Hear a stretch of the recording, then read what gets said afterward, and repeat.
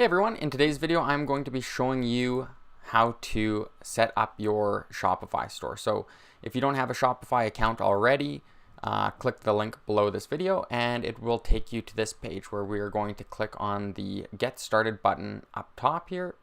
Click on that and this is going to pop up. So you're going to get a 14-day free trial of Shopify, which is awesome. First thing we have to do is enter our email address that we want to use. Enter a password for our Shopify store and enter our Shopify store name.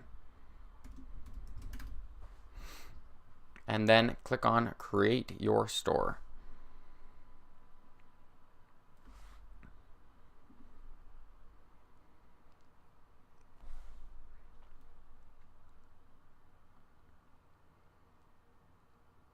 Really easy. And then it is going to ask you to tell Shopify a little bit about yourself. So you can say, pick from the drop down here, depending on what you're doing right now. So, we'll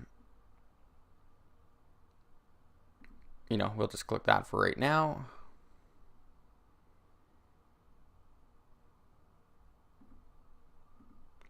And then, something like this. If you're brand new to selling online, or you're selling right now, just click on one of these buttons from the drop down and then hit next.